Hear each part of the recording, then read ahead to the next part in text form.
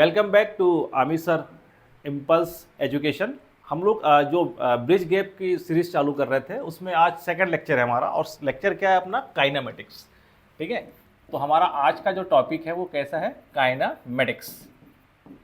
ठीक है, इसके पहले हम बात कर चुके हैं थोड़ा मोशन के बारे में। आज हमारा जो टॉपिक है वो क्या है, काइनामेटिक्स।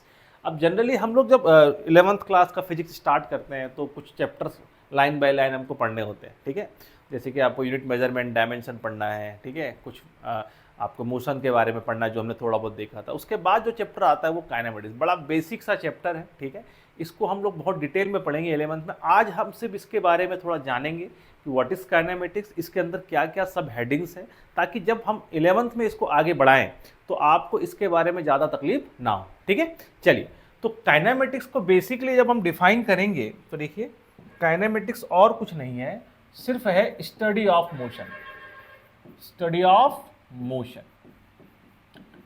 ठीक है, तो काइनेमेटिक्स क्या है, स्टडी ऑफ मोशन। बस इसमें छोटा सा एक आपको चीज याद रखनी है, ये जो स्टडी ऑफ मोशन है इसमें हमें इसके कॉज के पीछे को नहीं समझना है। मतलब इसमें हमको क्या इग्नोर करना है, ignore the cause of the motion. Cause of the motion को हमको इग्नोर करना है। ठीक है, तो जब भी हम मोशन की स्टडी करेंगे उसमें जब हम देखेंगे, जैसे इसका एग्जांपल समझते हैं। देखिए, पहले एग्जांपल समझते हैं। जब भी हम किसी मोशन की स्टडी करेंगे, सपोज ये मास है, ये मोशन कर रहा है।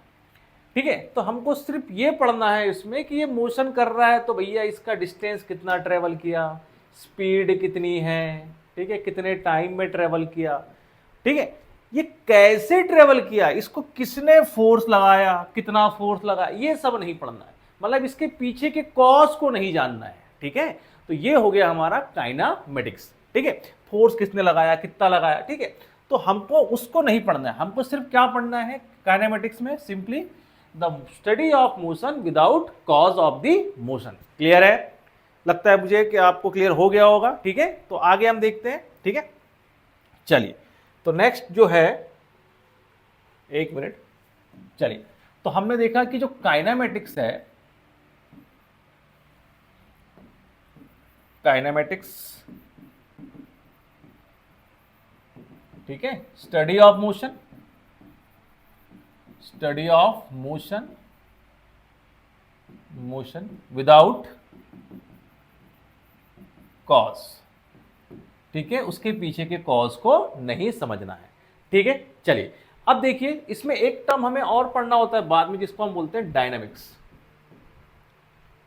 डायनामिक्स, इसमें क्या है, स्टडी ऑफ मोशन तो है, स्टडी ऑफ मोशन तो है, बट इसके पीछे के कॉज को भी हमको इंक्लूड करना होता है ना, विथ कॉज, विथ कॉज। ये हो गया हमारा डायनामिक्स, और काइनेमेटिक्स विदाउट कॉज। क्लियर? चलिए, तो जो काइनेमेटिक्स में जो पहला टॉपिक हमको पढ़ना है वो है आपका पॉइंट ऑब्जेक्ट। क्या पढ़ना है हमको? Point object. देखिए, बड़ा इंपॉर्टेंट टर्म है यहाँ पे पॉइंट ऑब्जेक्ट। इसमें हमको एक बात का ध्यान रखना है, जैसे देखिए, अगर आपने प्लानिटरी मोशन को पढ़ना है तो सन को हमने एक पॉइंट माना और अर्थ को भी एक पॉइंट माना, या किसी भी प्लानिट को एक पॉइंट माना। तो हमने ऐसा क्यों मान पाए? क्योंकि सन और अर्थ की जो बीच की दूरी है, सपोज वो कितनी है, आर। आर जो डिस्टेंस है, ठीक है, जो आर डिस्टेंस है वो बहुत ज्यादा है as compare to their dimension. मतलब इनके साइज से ज्यादा क्या है, डिस्टेंस है। किसका? इन दोनों ऑब्जेक्ट के बीच का। इसलिए सन को भी और अर्थ को भी हम क्या कंसिडर कर सकते हैं, एज अ पॉइंट ऑब्जेक्ट। ठीक है, तो कंक्लूजन ये निकला हमारे पास। कंक्लूजन क्या है कि जब भी अगर कोई ऑब्जेक्ट मूव कर रहा है और जो डिस्टेंस उसने मूव किया है ना, और इसका जो साइज है, तो जो आर डिस्टेंस है वो कैसा है, उसके साइज के रिस्पेक्ट में बहुत ज्यादा है, तो ऑब्जेक्ट को हम कंसीडर कर सकते हैं as a point object. Clear? तो व्हाट इज पॉइंट ऑब्जेक्ट? ठीक है, पॉइंट ऑब्जेक्ट क्या है भैया? The size of the object is very very less as compare to the distance travel by it. Clear? जो भी डिस्टेंस वो ट्रेवल कर रहा है, जो भी डिस्प्लेसमेंट वो ट्रेवल कर रहा है, उसके कंपैरिजन में उसका साइज कैसा है, बहुत छोटा है। ठीक है, तो उसको हमने क्या बोल दिया, पॉइंट ऑब्जेक्ट। एक एग्जांपल की मदद से समझते हैं। देखिए, अगर हम कोई कार को ले लें यहां पे, ठीक है, कार का साइज लगभग 4 मीटर के आसपास, ठीक है, तो अब अगर मैं कोई डिस्टेंस ट्रेवल कर रहा हूं 1 किलोमीटर का, ठीक है, तो इस 1 किलोमीटर ऑब्जेक्ट के लिए 1 किलोमीटर डिस्टेंस के लिए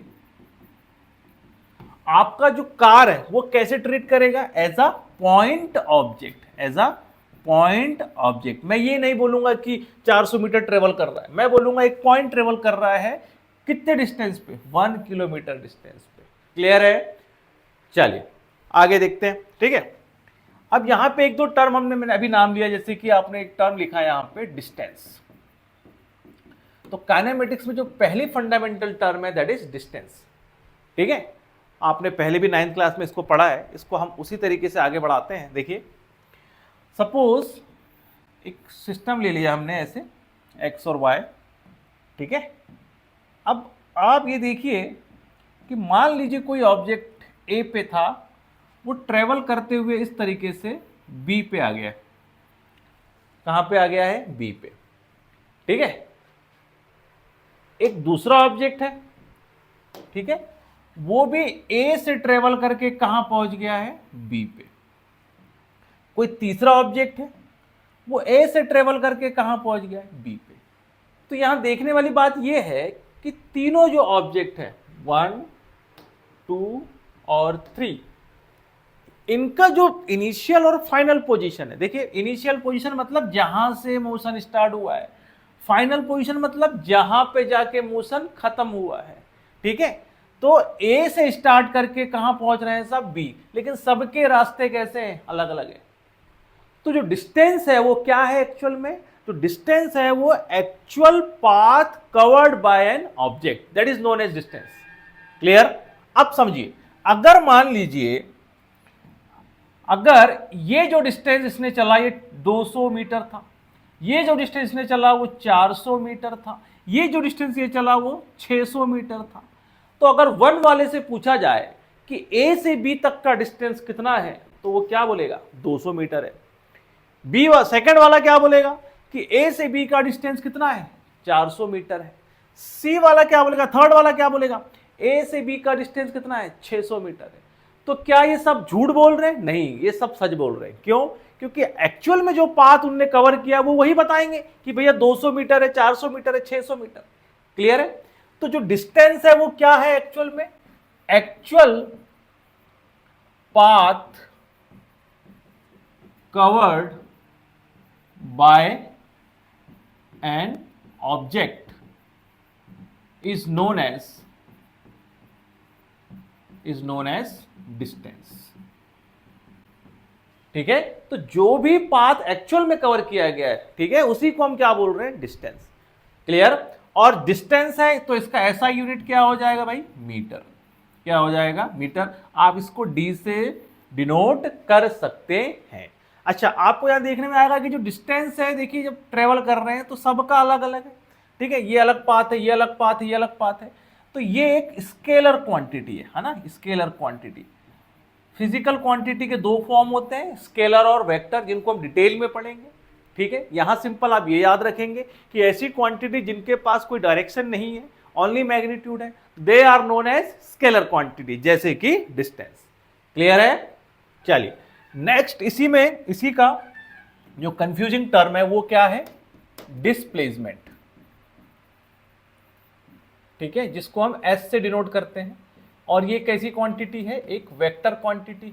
समझेंगे अभी। अच्छा, वेक्टर क्वांटिटी क्या होती है? ऐसी क्वांटिटी जिसके पास डायरेक्शन और मैग्नीट्यूड दोनों हो, they are known as vector quantity. Clear?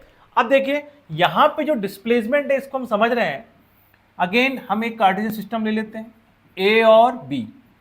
चलिए, लास्ट टॉपिक में मैंने इसको बोला था कि ये इनिशियल पोजीशन है, तो यहां पे थोड़ी सी हम बात कर लेते हैं व्हाट इज पोजीशन।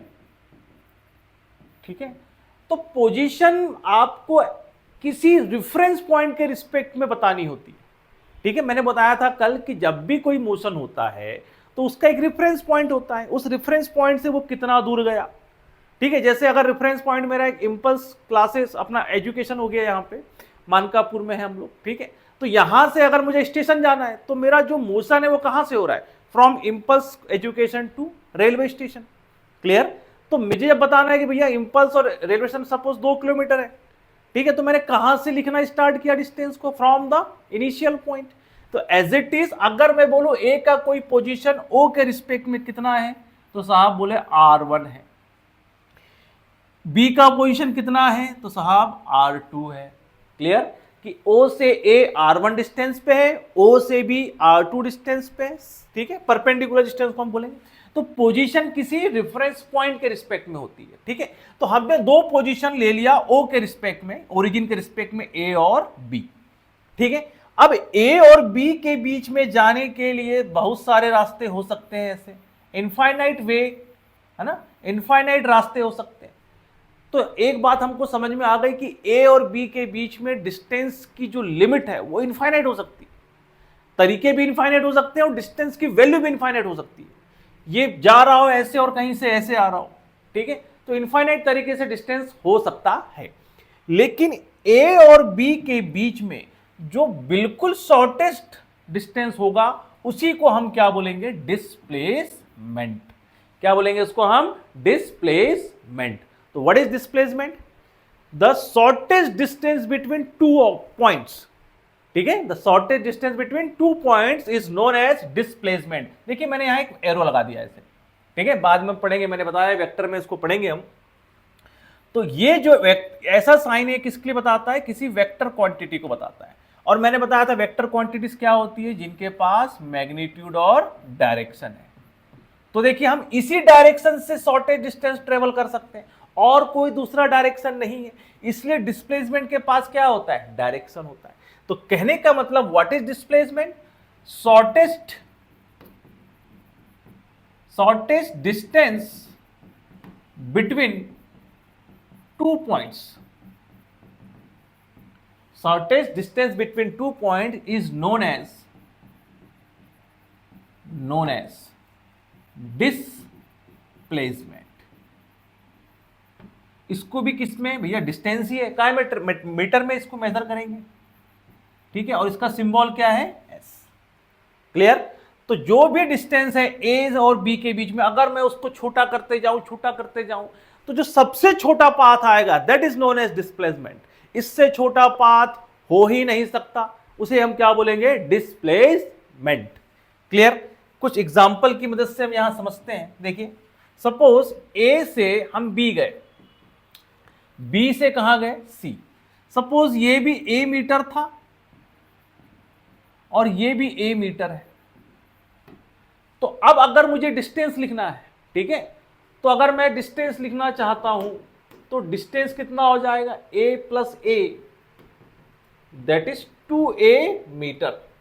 तो कितना डिस्टेंस ट्रेवल किया मैंने, 2a मीटर। क्लियर? लेकिन मैं इसी टाइम पे आपको यह पूछूं कि a और b के बीच में शॉर्टेस्ट टाइम क्या है, शॉर्टेस्ट डिस्टेंस क्या है, तो आप क्या करेंगे, a और b को एक लाइन से जोड़ देंगे। अगर इस पाथ से हम चलें तो इससे छोटा पाथ कुछ हो नहीं सकता। तो जब भी हम शॉर्टेस्ट डिस्टेंस की बात करेंगे दो पॉइंट के बीच में, तो आपको कुछ नहीं करना है, ए और बी को एक सीधी लाइन से क्या कर देना है, जोड़ देना है। तो वो ही जो लाइन है वही क्या कहलाएगी, हमारी डिस्प्लेसमेंट। क्या कहलाएगा वो, डिस्प्लेसमेंट। और क्या बोला था हमने इसको, शॉर्टेस्ट डिस्टेंस। क्या बोला था, शॉर्टेस्ट डिस्टेंस। अब इसको हमको लेंथ निकालनी, कैसे निकालेंगे, देखिए हमको एक ट्रायंगल दिख रहा है यहाँ पे एक 90 डिग्री है।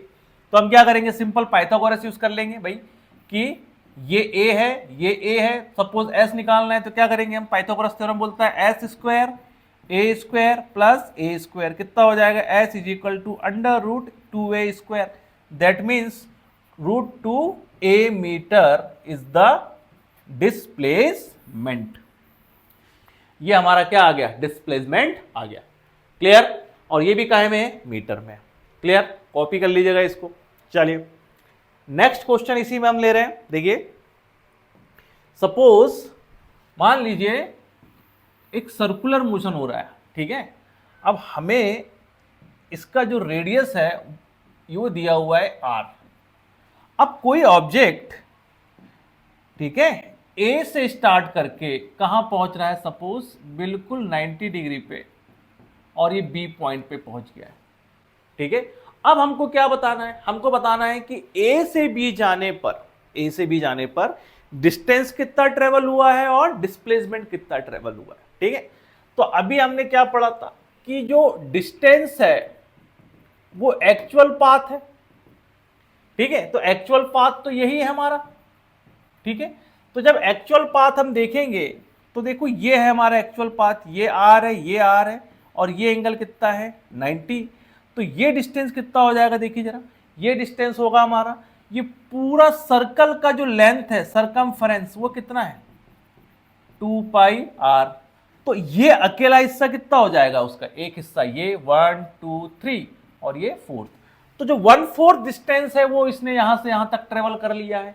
तो जो डिस्टेंस है वो कितना हो जाएगा 2 पाई आर का 1/4, मतलब 2 पाई आर बाई 2, सॉरी 4, ये आ जाएगा पाई आर बाई 2 मीटर। क्लियर। तो डिस्टेंस हमारे पास कितना आया 2 पाई आर डिवाइड बाई 4, क्योंकि 1/4 डिस्टेंस यहां से यहां तक ट्रेवल किया है, एक्चुअल पाथ वही है उसका, तो कितना आ जाएगा पाई आर बाई 2। अब अगर मुझे डिस्प्लेसमेंट निकालना है, क्या निकालना है, डिस्प्लेसमेंट निकालना है, डिस्प्लेसमेंट निकालना है एस, ठीक है। तो मैंने क्या बताया था कि जब भी डिस्प्लेसमेंट निकालना हो तो इनिशियल और फाइनल पोजीशन को हम एक सीधी लाइन से क्या कर देंगे, जोड़ देंगे, ठीक है। तो जो लाइन की लेंथ है वही क्या है हमारे लिए, डिस्प्लेसमेंट। तो आप देखेंगे यहां पे एक ट्रायंगल फॉर्म हो रहा है ऐसे, ये आर और ये भी आर। तो ये जो डिस्प्लेसमेंट अगेन पाइथागोरस से निकालेंगे हम, तो एस इज इक्वल टू कितना आ जाएगा √2 आर। क्लियर। तो हमारे पास डिस्प्लेसमेंट कितना आया √2 आर मीटर, और डिस्टेंस कितना आया पाई आर बाई 2 मीटर, ठीक है। Am I clear. अब आगे की बात हम करते हैं, ठीक है। जो नया टर्म है हमारे लिए वो क्या है आपका स्पीड, ठीक है। स्पीड के बारे में हम समझते हैं, ठीक है। What is speed. तो देखिए स्पीड का एक डेफिनेशन हम समझेंगे यहां पे, सिंपल। तो स्पीड और कुछ नहीं है, सिंपली क्या है, डिस्टेंस अपॉन टाइम। क्या है, distance upon time, total distance covered and total time, ठीक है। या distance cover in a particular time is known as speed, या simply rate of change of distance with respect to time is known as distance. Clear है। या distance per unit time is known as distance. तो हम लिख सकते हैं distance covered per unit time is known as speed. एक second में जितना भी डिस्टेंस कवर किया गया है that is known as speed, क्योंकि टाइम का यूनिट ऐसा ही क्या है, सेकेंड। क्लियर। तो हमने बोला देखिए डिस्टेंस आपका मीटर में और ये सेकेंड में, ठीक है। तो स्पीड कितना आ गया 1 मीटर पर सेकेंड, ये आ गई हमारी स्पीड। तो जब 1 मीटर चलेंगे हम 1 सेकेंड में तो स्पीड कितनी हो गई 1 मीटर पर सेकेंड। क्लियर। एक एग्जांपल समझते हैं। मान लीजिए एक कार लिया हमने, ठीक है, और ये जो डिस्टेंस उसने ट्रेवल किया इस कार ने, ठीक है, ये डिस्टेंस ट्रेवल किया 100 मीटर इन 10 सेकेंड। तो डिस्टेंस कितना था 100 मीटर और टाइम कितना लिया उसने 10 सेकेंड। तो आप क्या देखेंगे, देखिए डिस्टेंस डिवाइडेड बाय टाइम। तो डिस्टेंस कितना है 100 डिवाइडेड बाय 10, कैंसिल हुआ, तो ये क्या आया 10 मीटर। 10 मीटर चला कितने देर में, 1 सेकेंड में। इसका मतलब ये क्या बता रहा है कि हर 1 सेकेंड में कितना डिस्टेंस ट्रेवल करा जाएगा 10 मीटर। क्लियर। तो स्पीड हमको बताती है कि 1 सेकेंड में कितना डिस्टेंस चलेंगे। तो यहां बता रहा है कि 10 मीटर चलेंगे 1 सेकेंड में। तो स्पीड कितनी आ गई? 10 मीटर पर सेकेंड। क्लियर? एक एग्जांपल समझते हैं। मान लीजिए कि हमको सपोज दिया है कि स्पीड गिवन है हमको, जैसे कि गिवन है आपको 40 मीटर पर सेकेंड। क्या गिवन है? 40 मीटर पर सेकेंड। इसका मतलब अगर मैं टाइम यहां 0 से स्टार्ट कर रहा हूं और 1 सेकेंड बाद अगर मैं देखूं, 1 सेकेंड बाद अगर देखूं कार यहां पहुंच गई है, तो ये पक्का डिस्टेंस कितना होगा? 1 सेकेंड में कितना चलता है? 40। तो ये डिस्टेंस कितना होगा? 40। तो स्पीड ने मेरे को क्या नॉलेज प्रोवाइड की कि भैया 1 सेकेंड में कितना डिस्टेंस ट्रेवल कर जाएगा? तो बोला 40 चल जाएगा। ठीक है, अगले 1 सेकेंड बाद देखूंगा तो कितना चल गया होगा? 40। तो हर 1 सेकेंड में डिस्टेंस ट्रेवल कितना है? 40। Clear? That is known as speed. ठीक है, चलिए, ये भी एक कैसी क्वांटिटी है? स्केलर क्वांटिटी है। क्यों? क्योंकि आप यहां पे ए से बी जो जा रहे हैं वो पाथ अलग अलग हो सकता है। डिस्टेंस की बात कर रहा हूं, कितना डिस्टेंस चला कितने टाइम में। ठीक है, तो डिस्टेंस कैसा क्वांटिटी है? स्केलर, क्योंकि उसका कोई डायरेक्शन नहीं। तो यहां जो डिस्टेंस ट्रेवल होगा वो भी कैसा क्वांटिटी हो जाएगी? स्केलर क्वांटिटी हो जाएगी। तो speed is the scalar quantity. Clear? चलिए, नेक्स्ट हमारे पास जो टर्म है वो है आपकी वेलोसिटी। ठीक है, जो टर्म है आपकी क्या है? वो वेलोसिटी। ठीक है, देखिए, अब अगर ए और बी के बीच में हम डिस्प्लेसमेंट की बात कर रहे हैं, ए टू बी, ठीक है, तो ये डिस्प्लेसमेंट आ गया। क्लियर? तो हम इसको कैसे डिफाइन करेंगे? Rate of change of displacement with respect to time. तो टाइम के रिस्पेक्ट में जो डिस्प्लेसमेंट कवर कर रहे हैं उसी को अपन बोल रहे हैं वेलोसिटी।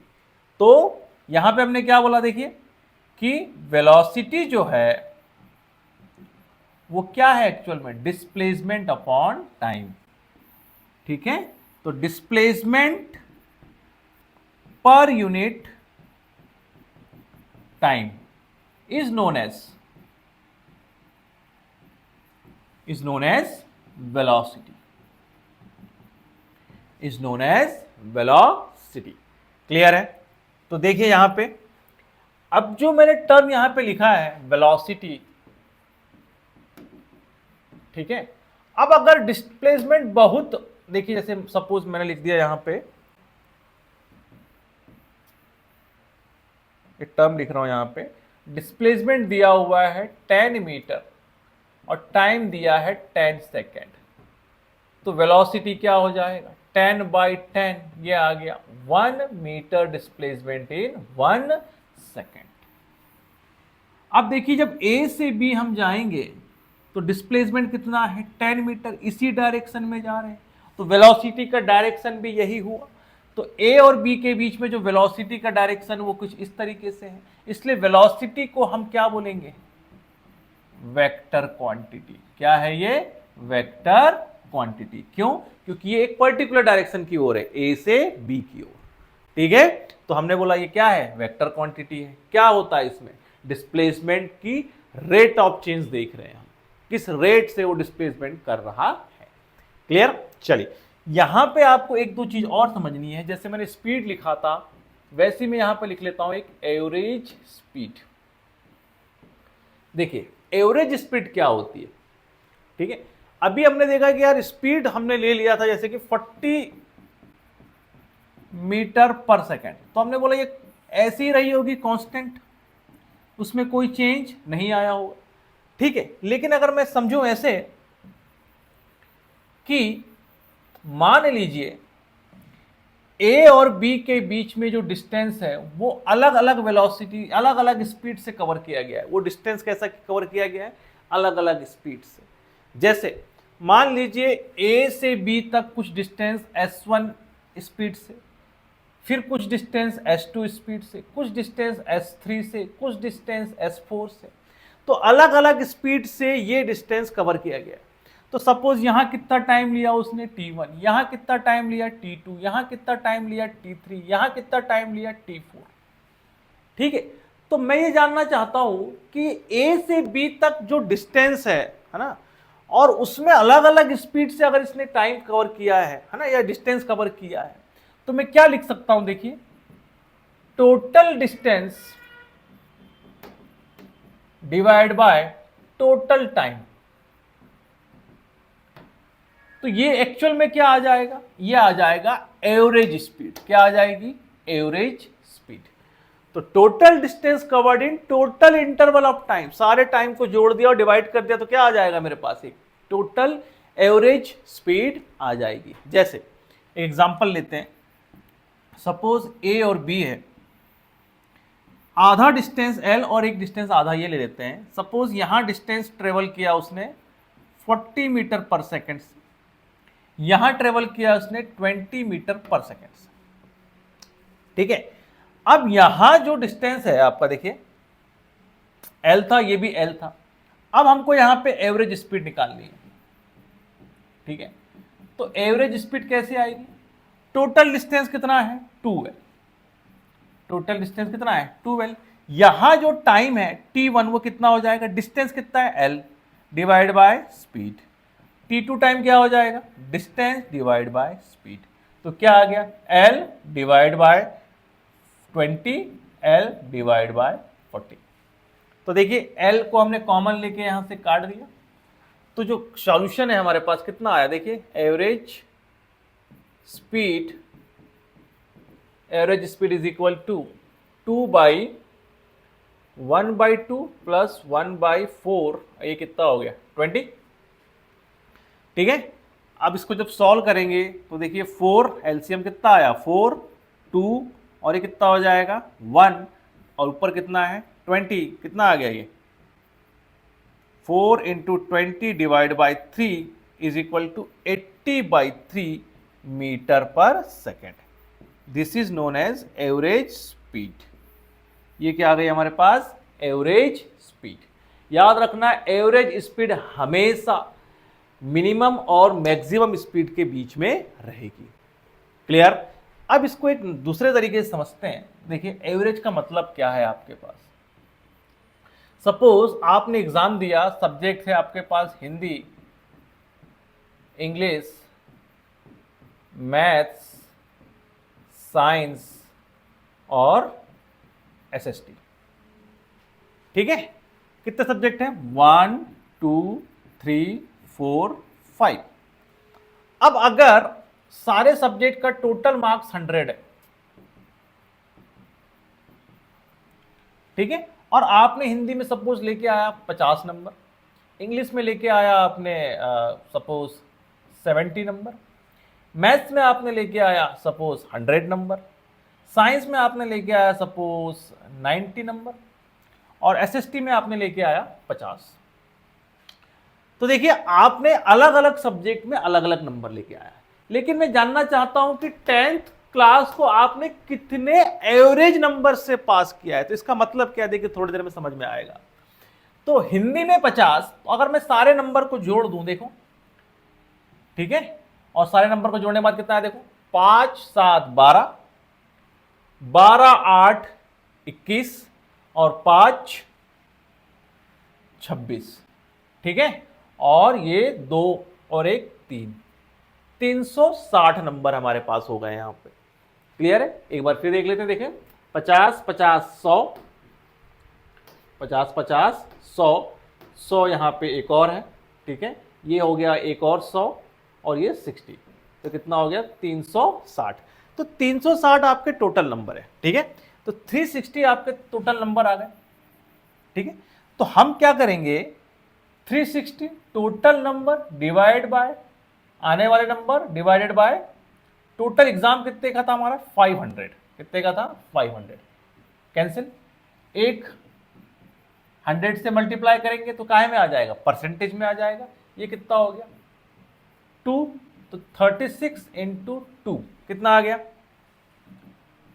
2 6 12 और 2 3 जा 6 और 1 7, ठीक है। तो 72%, इसका क्या मतलब है? 72% का मतलब क्या है? देखिए, इसका मतलब ये मानूंगा मैं कि 10th को आपने एवरेज 72 नंबर से पास किया है। मतलब मैं मान लूंगा कि हिंदी में भी 72 ही नंबर है, इंग्लिश में भी 72 है, मैथ्स में भी 72 है, साइंस में भी 72 है और एसएसटी में भी 72 है, 72 है। तो ये क्या बता रहा है कि आपका जो एवरेज है हर सब्जेक्ट को मिला के वो कितना है? 72। तो वैसे ही स्पीड है कि आप जब अलग अलग डिस्टेंस अलग अलग स्पीड से ट्रेवल करते हैं और एक टोटल डिस्टेंस कवर कर लेते हैं, तो मैं मान लूंगा कि जो टोटल डिस्टेंस है वो एक ही स्पीड से कवर किया गया है और उस स्पीड को मैं क्या बोल दूंगा? Average speed. Clear?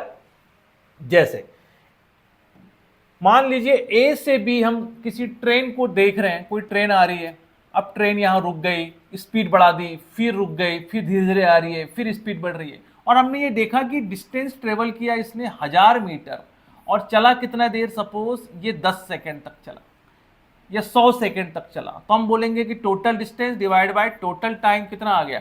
10 metre per second. मैं मान लूंगा कि यहां से इसकी स्पीड 10 मीटर पर सेकेंड थी और थ्रू आउट द जर्नी उसकी स्पीड कितनी रही है? 10 मीटर पर सेकेंड। क्लियर? तो कहने का मतलब एवरेज स्पीड हमको क्या बताती है कि टोटल डिस्टेंस है उसको कितने एक फिक्स एवरेज स्पीड से कवर किया गया है, उसको हम फिक्स मान लेंगे। ठीक है, चलिए next. As it is same concept है, यहां पे क्या है? वेलोसिटी का एवरेज स्पीड। क्लियर? तो इसके लिए हम क्या करेंगे भाई? Same formula, total displacement covered divide by total time taken. Clear? That is known as average speed. तो वेलोसिटी एवरेज ये क्या आ जाएगा? देखो, change in displacement divide by change in time. ये जो डेल है ये किसको चीज बताता है? चेंज को बताता है। ठीक है, तो change in displacement, change in time is known as average velocity, is known as average velocity. Change in displacement divide by change in time is known as average velocity. Clear? चलिए, इसका unit भी क्या है? Metre per second. क्या unit है इसका? Metre per second. जब हम आगे 11th क्लास में काइनेमेटिक्स पढ़ेंगे तो इसको और भी डिटेल में पढ़ेंगे। ठीक है, हम इसके न्यूमेरिकल भी करेंगे वहां पे। ठीक है, बहुत सारा। अभी हम सिर्फ एक ब्रिज ग्राफ के हिसाब से मोटा मोटा हम देखना चाह रहे हैं कि इस टर्म का मतलब क्या होता है। ठीक है, चलिए नेक्स्ट है आपका इंस्टेंटेनियस वेलोसिटी। ठीक है, सपोज एक ऑब्जेक्ट ए से निकल के बी तक जा रहा है एकदम किसी वेलोसिटी के साथ, और वेलोसिटी लगातार बढ़ रही भी हो सकती है, वेलोसिटी कुछ कम भी हो रही हो सकती है। ठीक है, तो अगर मैं इस पोजीशन पे देखूं, इस पोजीशन पे सपोज सी पोजीशन पे देखना चाहता हूं कि इस पॉइंट पे इस ऑब्जेक्ट की क्या वेलोसिटी है at very very short interval of time, तो वही वेलोसिटी क्या कहलाएगी? इसकी इंस्टेंटेनियस वेलोसिटी। क्लियर? मान लो कोई ऑब्जेक्ट फॉल हो रहा है ऐसे, तो लगातार इसकी वेलोसिटी क्या होगी? इंक्रीज। अब इस पॉइंट पे खड़े होके मैं देखूं कि यहां पार्टिकल की वेलोसिटी कितनी है, वी इंस्टेंटेनियस कहलाएगी। तो velocity of an object at particular instant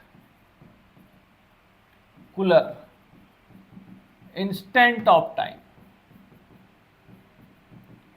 particular instant of time is known as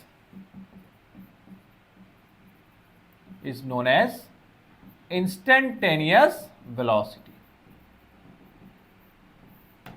ठीक है, तो वेलोसिटी एट पर्टिकुलर इंस्टेंट मतलब उसी समय जब हम देख रहे हैं उसी समय उसकी वेलोसिटी क्या है, उस वेलोसिटी को हम बोलेंगे इंस्टेंटेनियस वेलोसिटी। उसके बाद वेलोसिटी बढ़ रही हो सकती है, घट रही हो सकती है, हमको मतलब नहीं, हमको पता करना है सिर्फ उस पर्टिकुलर टाइम पे कितना है। तो हम क्या लिख रहे थे? जब भी देखिए v is equal to del s upon del t. अगर मैं बोलूं limit del t tends to zero, इसका क्या मतलब है? मैंने जो नया टर्म यहां पे लिख लिया है, देखिए limit del t tends to zero. ठीक है, इसका मतलब है टाइम जो है very very very short interval के लिए देख रहे हैं, very very short interval of time. इसका मतलब है कि समय जीरो तो नहीं है लेकिन लगभग जीरो के बराबर है, इतने छोटे समय के लिए हम देख रहे हैं। ठीक है, तो बहुत छोटे समय के लिए जब हम वेलोसिटी को देख रहे हैं तो उसको हम क्या बोलेंगे, इंस्टेंटेनियस वेलोसिटी। अगेन इसकी यूनिट भी क्या है, मीटर पर सेकेंड। अब इसमें एक कहानी यह है कि अगर मान लीजिए ए से बी तक वेलोसिटी में कोई चेंज ही नहीं आया, एक ही वेलोसिटी से ट्रेवल कर रहा है, तो किसी भी पॉइंट में जब आप देखेंगे तो वेलोसिटी क्या रहेगी, वी वी वी। तो वी ही यहां पे क्या बन जाएगी, वी इंस्टेंटेनियस। ठीक है, तो वेलोसिटी में कोई चेंज आया ही नहीं, तो v ही क्या बन जाएगी यहां पे, v एवरेज। क्लियर।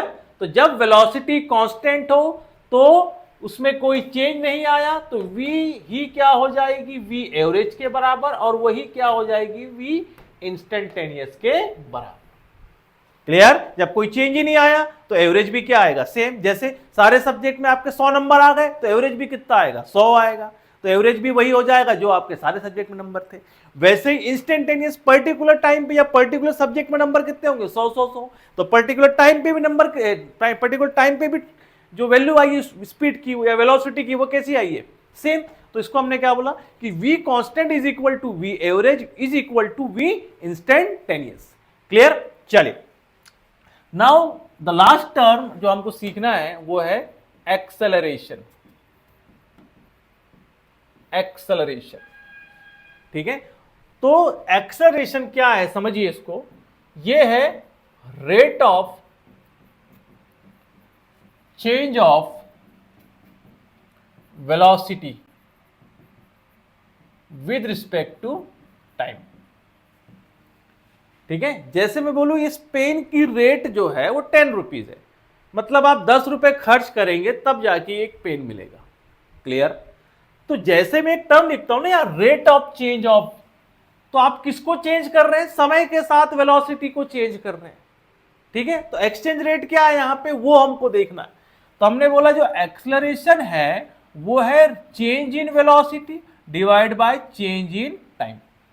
क्लियर, बात समझ में आ रहा है। तो जैसे सपोज एक ऑब्जेक्ट v1 वेलोसिटी पे है, कुछ देर बाद उसकी वेलोसिटी v2 हो गई।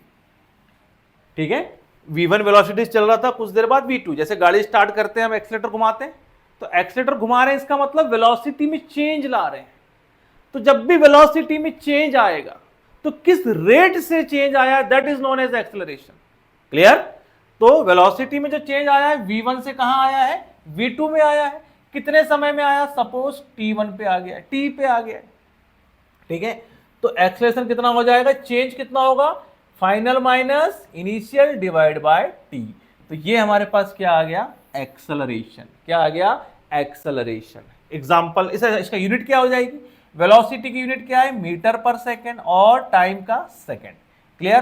कंबाइंडली हम क्या लिख सकते हैं, मीटर पर सेकंड स्क्वायर। अब देखिए, अगर मैं बोलूं कि a is equal to 2 metre per second square, तो इसको मैं तोड़ के क्या लिख सकता हूं, 2 मीटर पर सेकंड। अभी मैंने बताया, देखो प्रीवियस स्लाइड में क्या यूनिट है ऊपर, metre per second divide by second.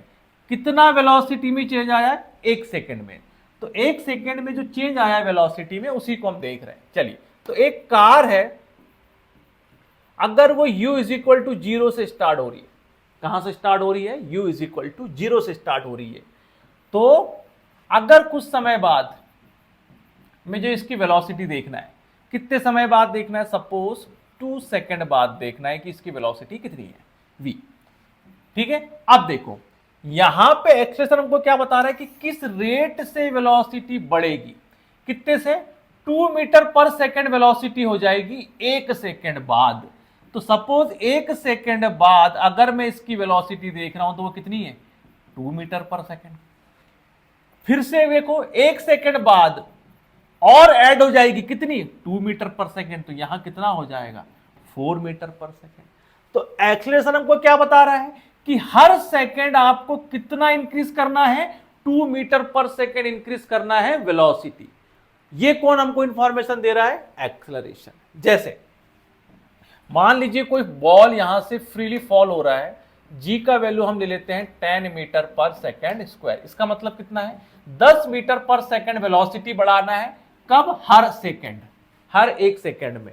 तो एक सेकेंड बाद इसकी वेलोसिटी कितनी बढ़ाना था हमको, 10। तो यहां पे वेलोसिटी कितनी हो गई, 10 मीटर पर सेकेंड। फिर एक सेकेंड चले, फिर कितना बढ़ाएंगे, 10 मीटर पर सेकेंड, तो कितनी हो गई, 20। फिर एक सेकेंड चले तो फिर कितनी बढ़ाएंगे, 10, तो कितना हो गया, 30। तो एक्सेलरेशन हमको क्या बताता है, या तो वेलोसिटी बढ़ाना है या तो वेलोसिटी घटाना है। अगर ये पॉजिटिव है तो वेलोसिटी बढ़ेगी, अगर ये नेगेटिव है तो वेलोसिटी घटेगी। एक्सीलरेटर घुमाए तो वेलोसिटी बढ़ेगी, ब्रेक दबाए तो वेलोसिटी कम होगी। तो जो वेलोसिटी कम होती है उसको हम नेगेटिव एक्सेलरेशन बोलते हैं, या फिर हम नेगेटिव एक्सेलरेशन को डायरेक्टली हम क्या बोल सकते हैं, रिटार्डेशन। क्या बोलेंगे, रिटार्डेशन। क्लियर।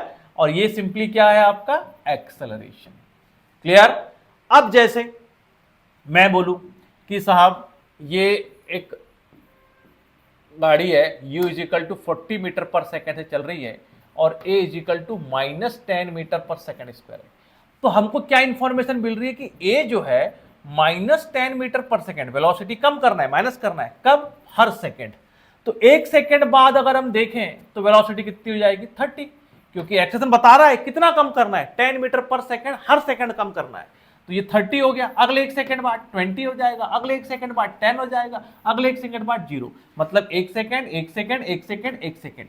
तो टोटल टाइम 4 सेकंड में वेलोसिटी कितनी हो गई, टेंड्स टू 0। क्लियर। तो ये हो गया हमारे पास एक्सेलरेशन का कंसेप्ट। क्लियर। अब देखिए हमने बोला कि जो एक्सेलरेशन है ये कांस्टेंट है। जैसे a is equal to 2 metre per second square, मतलब हर एक सेकंड में 2 ही मीटर पर सेकंड वेलोसिटी या तो आप बढ़ाएंगे या तो आप घटाएंगे। तो रेट फिक्स हो गई, इसलिए हमने क्या बोला, एक्सेलरेशन कैसा है, कांस्टेंट। तो कांस्टेंट रेट से वेलोसिटी बढ़ेगी या कांस्टेंट रेट से वेलोसिटी घटेगी। अगर मैं बोल दूं कि a इज 0, इसका मतलब ना ही वेलोसिटी बढ़ेगी ना ही वेलोसिटी घटेगी, तो v कैसा हो जाएगा, कांस्टेंट। एक टर्म यहां पे लिखा रहता है a इज यूनिफॉर्म। तो यूनिफॉर्म का मतलब भी क्या हुआ यहां पे, कांस्टेंट। तो पहला केस, दूसरा केस और तीसरा, तो पहला और तीसरा कोई चेंज नहीं है। कांस्टेंट का मतलब यहां यूनिफॉर्म एक्सेलरेशन से ही है। क्लियर। चलिए एक लास्ट टर्म जो हमको सीखना है वो है आपका यूनिफॉर्म। इसके पहले भी मैंने बोला था, लास्ट टाइम है, सॉरी, यूनिफॉर्म मोशन। ठीक है, यूनिफॉर्म मोशन हम आगे काइनेमेटिक्स जब 11th में स्टार्ट करेंगे वो डिटेल में पढ़ेंगे, बस हम यहाँ इसको डिफाइन कर रहे हैं। यूनिफॉर्म मोशन मतलब, यूनिफॉर्म का मतलब क्या होता है, एक जैसा। एक जैसा मोशन कब होगा, जब v कैसा होगा, कांस्टेंट। सिंपल एक बातों में याद रखेंगे। और जब v कांस्टेंट होगा तो a कैसा होगा, 0। इसका मतलब डिस्प्लेसमेंट कवर्ड पर सेकंड कैसा हो जाएगा, कांस्टेंट, मतलब v कांस्टेंट। क्लियर। दूसरा, non uniform motion. Non uniform motion मतलब अब जो मोशन है वो नॉन यूनिफॉर्म है। ठीक है, मतलब वेलोसिटी कैसी हो जाएगी, वेरिएबल, अलग अलग डिस्टेंस अलग अलग टाइम पे ट्रेवल होगा, या सेम डिस्टेंस अलग अलग टाइम पे ट्रेवल होगा। कुल मिला के कोई भी इसमें यूनिफॉर्मिटी नहीं होगी। ठीक है, जैसे अगर मैं बोलूं कि एक स्लॉट बना लूं मैं, टाइम t, इसका भी टाइम t, इसका भी टाइम t। पहले केस में t टाइम में l चला, दूसरे t टाइम में भी l चला, तीसरे t टाइम में भी l चला, तो वेलोसिटी सब में क्या आ जाएगी, कांस्टेंट। अब मैं यहां पे देखिए, अगर मुझे कंपेयर करना है तो टाइम को सेम रखना पड़ेगा, तो यहां t, यहां t, यहां t। अब सपोज यहां L1 चला, यहां L2 चला, L3 चला, वेलोसिटी कितनी आ गई, v1, v2 और v3। तो अब बताओ यहां पे क्या हो रहा है, सेम समय में अलग अलग डिस्टेंस, यहां सेम समय में सेम डिस्टेंस। तो ये हो गया यूनिफॉर्म और ये हो गया नॉन यूनिफॉर्म। इसका मतलब v कैसा हो गया, वेरिएबल। और यहां पे v जब वेरिएबल हो गया तो a कैसा आ जाएगा, नॉट इक्वल टू 0। मतलब a कैसा होगा यहां पे, या तो वेलोसिटी को बढ़ाएगा या वेलोसिटी को घटाएगा। तो what is uniform motion, equal displacement या equal distance travel in equal interval of time. ठीक है, नॉन यूनिफॉर्म मोशन क्या होता है, unequal distance travel in equal interval of time is known as non uniform motion. हम इसको detail में पढ़ेंगे, यहां से हमको एक डेफिनेशन बस हमको समझना है यहाँ पे कि टर्म्स क्या होती है, ठीक है। अब लास्ट में आप एक कुछ इक्वेशन आपने 9th क्लास में पढ़ा होगा, वो सिर्फ कब लिखते हैं जब एक ऐसा हो हमारे पास कांस्टेंट हो, काइनेमेटिक्स की इक्वेशन ऑफ मोशन। कैसे? तो v इज इक्वल टू क्या हुआ था, u प्लस at। तो v क्या है यहां पे, final motion, sorry final velocity. क्या है ये, फाइनल वेलोसिटी, ठीक है। u क्या है यहां पे, इनिशियल वेलोसिटी। t क्या है यहां पे, समय। और a क्या है यहां पे, एक्सलरेशन। और ये तभी लिख पाएंगे जब एक ऐसा हो कांस्टेंट। तो याद रखेंगे जो भी आप इक्वेशन 9th क्लास में पढ़े हैं काइनेमेटिक्स की, वो तभी लिख पाएंगे जब एक ऐसा हो आपका कांस्टेंट। कांस्टेंट एक्सलरेशन मोशन के लिए ही वो वैलिड होती है, ठीक है। तो इक्वेशन ऑफ मोशन का दूसरा इक्वेशन क्या है, v square u square two a s. यहां पे सिंपली s क्या है, डिस्प्लेसमेंट, ठीक है। अब अगर यहां पे a पॉजिटिव है तो पॉजिटिव, अदरवाइज निगेटिव है एक्सलेशन तो निगेटिव। निगेटिव एक्सलेशन का मतलब क्या है, वेलोसिटी कम होगी, ठीक है। यहां भी सेम प्लस माइनस, क्यों, क्योंकि एक्सलेशन डिसाइड करेगा कि वेलोसिटी बढ़ना है कि घटना है। 3 लास्ट इक्वेशन क्या है, ut plus minus half at square. जब हम इसको 11th में पढ़ेंगे तो डिटेल में पढ़ेंगे कि इक्वेशंस आई कहां से, है ना, कैसे इसको हम इंप्लीमेंट करेंगे, ठीक है। तो आई होप कि आपको काइनेमेटिक्स की बेसिक टर्मिनोलॉजी कुछ कुछ समझ में आई होगी, ठीक है। तो अगला जो लेक्चर हमारा होगा, हम थोड़ा सा वेक्टर के बारे में पढ़ेंगे, ठीक है। तो हमारा ब्रिज कोर्स का जो सिंपल सा जो हमारा कंसेप्ट है वो ये है कि हम चाहते हैं कि बच्चे जो 9th क्लास से 11th क्लास में आए तो बेसिक टर्मिनोलॉजी को एक बार जान ले, ताकि जब हम 11th में इसको पढ़े तो उनको कोई दिक्कत ना हो, ठीक है। चलिए, तो आज का सेशन हम यहीं पे एंड करते हैं। आपका बहुत बहुत धन्यवाद, ठीक है, थैंक यू।